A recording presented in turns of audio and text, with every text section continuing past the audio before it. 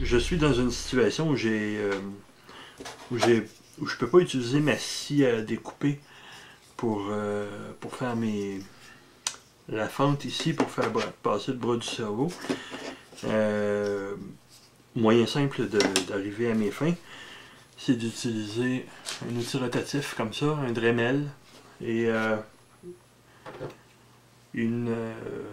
disque renforcé en fibre de verre. Et puis tout ce qu'on a à faire, c'est de venir fixer le disque comme ça. Et règle de sécurité, on met des lunettes pour éviter de recevoir quoi que ce soit dans les yeux. Et puis ensuite, on utilise notre outil comme ça. Et on vient, tout en faisant attention à nos doigts et aux autres choses autour, on vient tout simplement faire la taille comme ça dans notre pièce. Enfin, au moins le plus gros. Le reste, on pourra le faire au couteau. Sur mon cerveau, j'ai ma tige de commande ici que j'ai enlevée. Et vous voyez, j'ai coupé un des quatre bras, pardon. J'en ai coupé un grossièrement avec une paire de pinces à couper, des pinces pour couper les fils électriques normalement. Je voulais m'assurer, quand je percerais ma plaque, que j'avais un espace suffisant pour passer mon bras comme ça. Alors, ça donne un trou d'une largeur d'à peu près 2 mm avec un demi-millimètre de chaque côté qui dépasse. Et mon bras va venir tourner comme ça, puis ça va me donner une déflexion de, bon, je dirais un bon 2 cm de déflexion d'un bout à l'autre. Je vais peut-être en ouvrir un peu plus large pour m'assurer que je vais avoir la déflexion optimale pour mon aileron. J'ai fait ça et j'ai utilisé mon support ici comme ça. Et ça, c'est pour m'assurer que mon trou ici, il est bien centré, qu'il n'est pas en conflit avec un des 4 points d'attachement pour les vis, pour aussi m'assurer que mon cerveau entre et qu'il ne nuit pas justement à l'insertion, enfin, qui peut carrément être bien installé. Et ça me permet maintenant de venir tracer sur ma plaque. Ça me permet de venir tracer là où seront installés les supports du cerveau.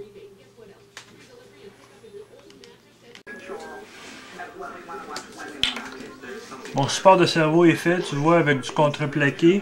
Simplement fait des triangles en contreplaqué comme ça. Ce sont ces pièces-là et des petits rectangles comme ça pour ces pièces-là ici sur lesquelles le cerveau est vissé. C'est collé au CA, ça devrait être suffisamment solide. Ensuite, j'ai vissé mon cerveau et on voit ce qui dépasse, c'est ma tige de contrôle. Tu vois le débattement qu'il y a. Il m'est toujours possible. J'ai un lousse à peu près de... J'ai un jeu, pardon, de à peu près 3 mm de chaque côté que je pourrais ouvrir. Si jamais c'est pas assez. Mais ça sera facile à ce moment-là parce que je pourrais tout simplement dévisser la plaque, sortir le cerveau. Un truc important. Mes ailes sont en plusieurs panneaux. Si vous vous rappelez, dans le panneau central, j'ai une extension, hein, un 60 cm qui va venir rentrer ici, jusqu'ici. Pour rentrer mon extension, une fois le panneau couvert, ben, j'utiliserai une tige. N'importe quelle tige évidemment qui va rentrer là. Une tige de métal que je vais rentrer par ici pour aller avec le fil avant de coller mon aile. J'aurai le point d'accès ici qui sera ouvert. Je pourrai sortir le fil. Alors j'ai pas besoin de brancher mon cerveau immédiatement. L'autre chose que je pourrais faire, je pourrais installer mon cerveau puis passer le fil. Mais là, ça Ça va à l'encontre de ce que je veux faire.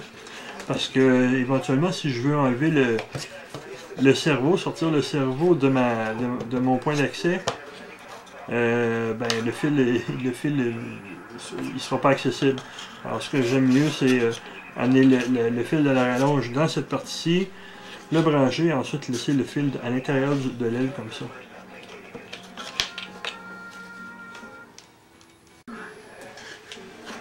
Cette fois, c'est pas vrai. C'est le temps de coller ça, puisque le support est installé bien solide et que j'ai ressablé tout ça pour enlever l'excédent de colle de la fois précédente quand je me suis trompé. Je colle.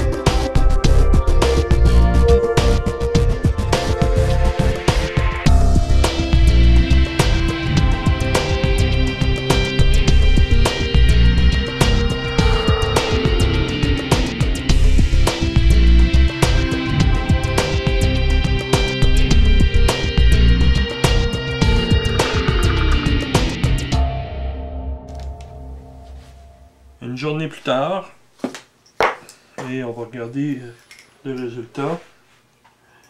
Je le découvre en même temps que vous, ça n'a pas bougé, je vous le promets.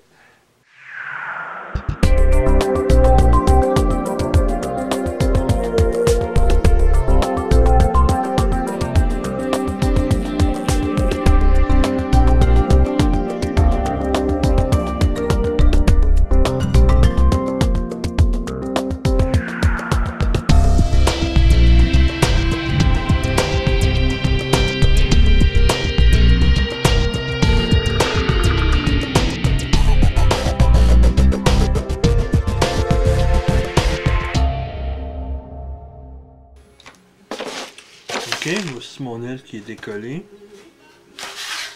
J'ai de la misère avec certaines aiguilles, là. Les épingles, elles étaient collées, les autres aussi. Les petits détails maintenant. La feuille du dessous était relativement bien ajustée. En fait, elle était taillée selon le plan.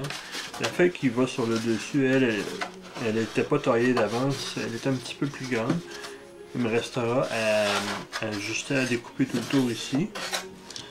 Une chose que je tiens à vous montrer, c'est mon washout. Donc la différence entre l'angle d'incidence à la racine et au bout. Et là, si je mets l'aile dans cette position-là, vous voyez que par rapport à ici, au bas de l'aile, vous voyez que le bout ici est comme relevé et le bout ici est comme penché. Et c'est exactement l'effet qu'on veut rechercher. Parce que quand on va être en vol, et qu'on va être en position un peu plus cabrée comme ça, par exemple pour l'atterrissage, ben on se rend compte que le bout de l'aile va avoir moins tendance à décrocher que la racine. Ce que ça va faire, ça va donner une meilleure stabilité à l'avion pendant son vol. Autrement dit, elle va avoir moins tendance à aller à tomber en décrochage d'un côté ou de l'autre. On voit ici l'espace que j'avais préparé. L'espace-là que j'avais préparé pour mon cerveau. Et il me restera aussi à découper cet espace-là pour que je puisse venir installer mon cerveau correctement. Et ici, un espace à combler là, avec du sheeting. Étant donné que quand j'ai fait ce côté-ci de l'aile, j'avais pas encore vraiment élaboré de stratégie pour faire mon espace où vient mon cerveau.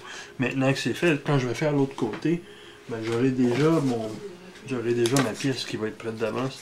Alors je pourrais la coller avant de découper quoi que ce soit. On se rend compte, c'est qu'ici, ben, j'ai changé d'idée en cours de route. Ou enfin, j'ai développé ma stratégie au fur et à mesure. Et puis bon, ça me force à faire des petits ajustements.